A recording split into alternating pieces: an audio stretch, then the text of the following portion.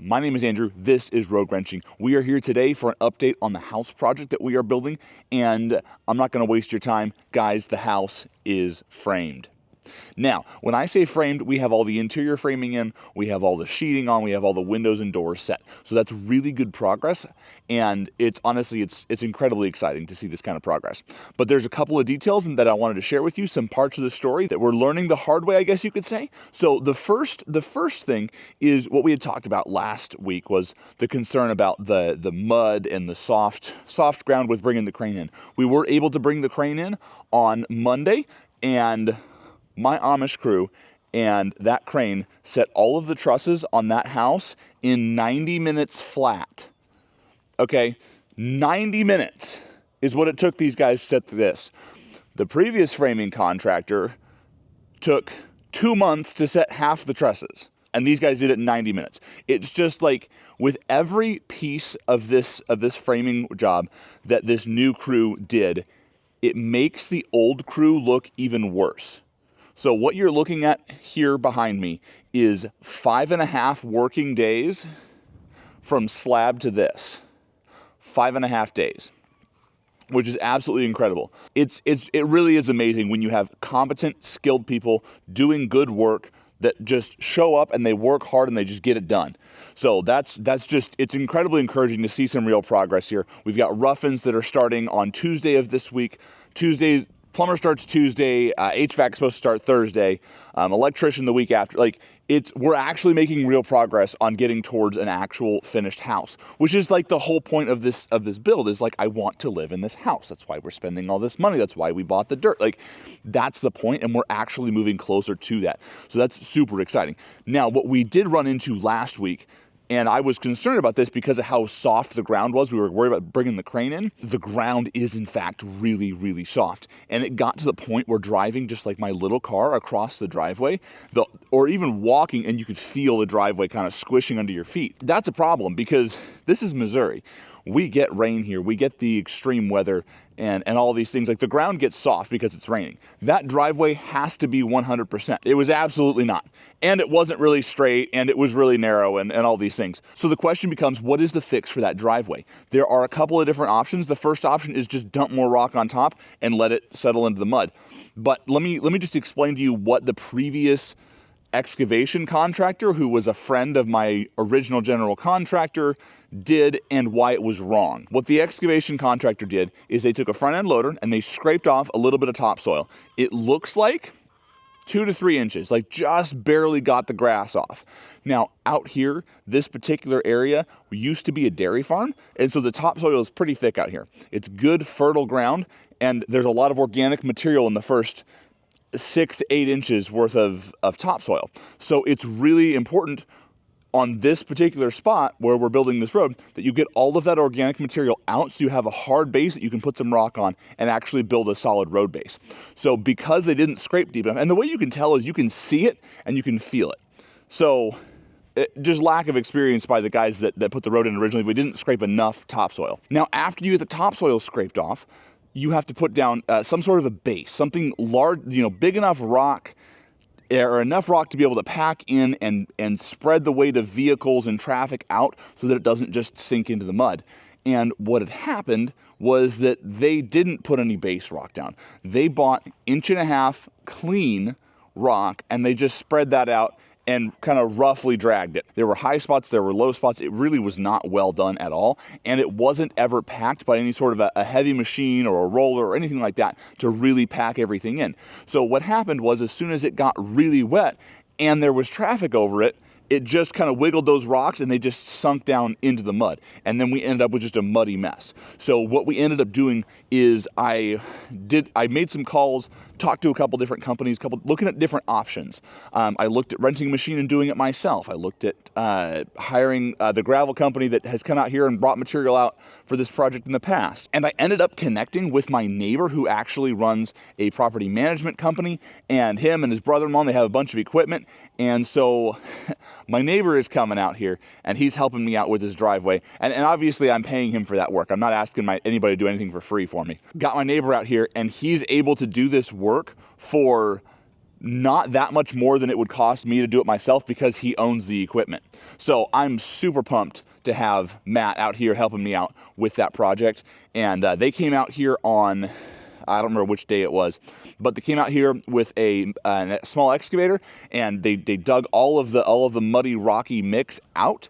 And then now where we're at is we're putting stuff in. Let's jump down and let me show you what's going on as far as the road. And then once we're finished with the road, we'll come back and we'll show you the house. So now we're out here on the driveway. So where I'm standing right here is what is considered my easement road. Because I am not directly connected to a public road, I have an easement across a number of properties getting me up to pavement. So this is the easement road.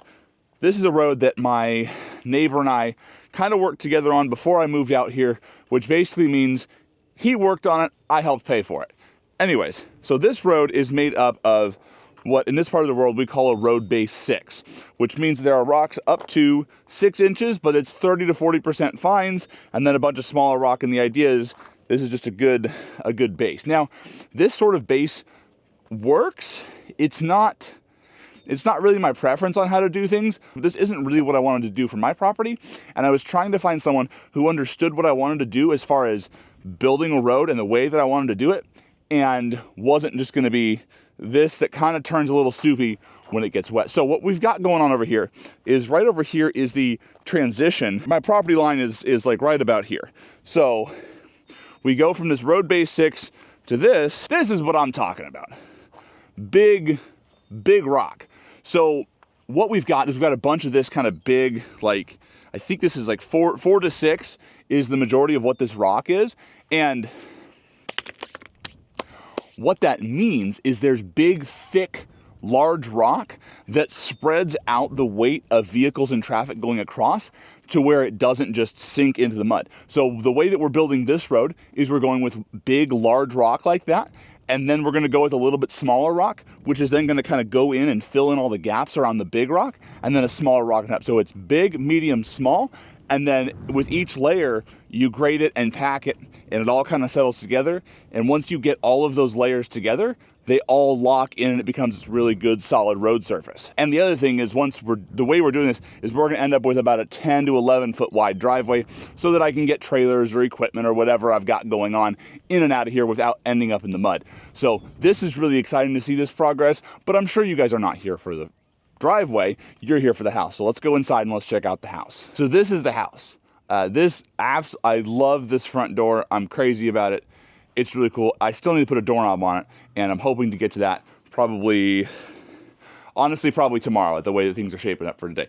But I love this porch. These are big 8x8 beams on this porch. This porch is absolutely gorgeous. I wish we could have made it bigger, but unfortunately that just wasn't in the budget. So let's go inside and let's show you the inside. So this is the inside of the house.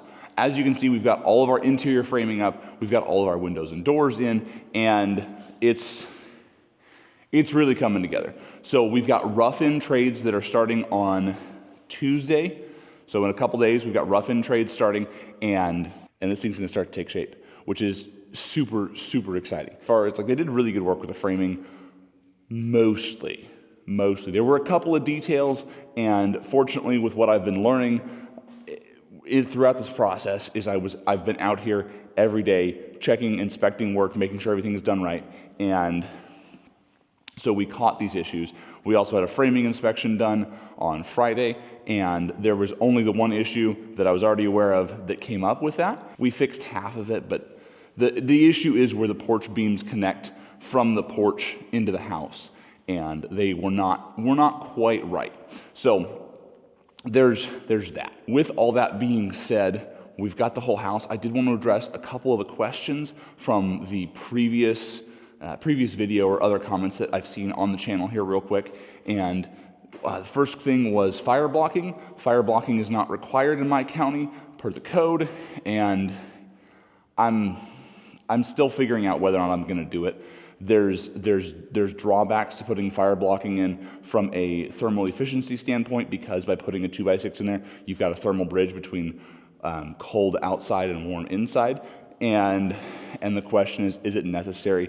Does it add anything structural to the house? And does it make sense to add that? Are there benefits that outweigh the negatives? So that's something that I'm still researching and talking to people that I know and figuring out. We haven't made a decision on that yet. To answer the question, the other question is, yes, I should have shoveled the snow out, and I didn't, but I did sweep some of the water out while we were there the next day. So we did get a lot of the water out. Everything is dried in now, and we're starting to kind of dry everything out. I mean, the floor is all dry. It's been dry for days, but we're getting everything dried out. There's windows up in the attic that we can open and just let some airflow flow through and pull that humidity out. So we are doing some of those things to make sure that we get this house dry as quickly as possible. And honestly, it is pretty dry right now. We're just making sure we get all the way. We did end up adding the side porch kind of at the last minute because I had wanted a little bit of a cover just to keep some rain off of that door, and so that when you're like stepping into the house, there's not rain, dumping into the house. And what I had wanted to do wasn't really possible without putting vertical support beams in. And so we thought, well, if we're doing the beams, let's make it the full size of the concrete and just roll with it. So we do have that going for us, which is nice. Cost a few $100 extra, but I think I'm happy with the result, if that makes sense. The other thing I wanted to address is that you can't really see it in the previous video, but there is a sill seal along all of the walls. It's got the foam sill seal that everybody uses. That is in place. There is extra where we had the bottom plate cut out for the concrete patches, and the concrete patches material was drilled and set into the slab, and then concrete was added over the top of it. And then also, as to why did the slab break, that is a great question. I do not know the answer, but I know I've got documentation that slab was broken when the anchors were installed and not when the walls were taken down. One of the things about my framing company that I did not super love was they had never seen one of these. This is a Zip System tape roller. If you've ever looked at Zip System, the tape and all of the joints and everything says about every 24 inches, roll the tape. And the reason you have to roll the tape is because it's an acrylic pressure-sensitive adhesive, and it has to be squished for it to work. And they did a pretty crummy job of doing that. They rolled maybe a quarter of it, maybe. Most of the rolling that I can see is what I did. So I'm going to have to come back and re-roll all that tape. Maybe that's a today project, maybe it's not. We'll see how my schedule works out. We are making good progress. There are details that I'm having to step in and fill in, which is okay. That's my role as the general contractor. And it's really cool to be able to put work into my own house. So I'm really excited about, I enjoy the work, and it's especially exciting because it's my house. Anyways, it is amazing the amount of garbage and just like scrap and waste that there is with a project like this. So I've got a ton of lumber that's in like piles around the house that I've got to go through and try to pull out what's usable, because I don't want to throw away any lumber. I don't want to throw away any lumber. There's a lot of good usable lumber here, and with having a homestead, there's going to be a ton of projects that we want. There's going to be a ton of building projects that we want to do, and if we already have the lumber for it, that's amazing. So, we already paid for it. We might as well use it and not throw it away. That's about where we're going to wrap this video up. Guys, I appreciate the support so much. All the people that have commented and shared their knowledge, all the people that have reached out through my email, which is over on my channel page. If you haven't gotten to that, or you've got some knowledge you want to share, or just encouragement, or you want to help in some way, I really appreciate everything. It's so good to feel like there are people that want to see me succeed when there have been so many people that have just stolen from me and taken advantage of me, and it's a lot. Emotionally, this is a huge project and a huge journey, but I'm here to share it with you. I'm here to bring you the ups, the downs, and everything in between on this channel, showing you these videos. This is definitely an up week. We got a ton of progress. This is an up. This is for sure an up. So really excited about that. But anyways, that's where I'm gonna wrap this video up. Thank you guys so much for watching. If you like this video, please give it a thumbs up so that it can spread to more people, and we'll see you guys in the next video.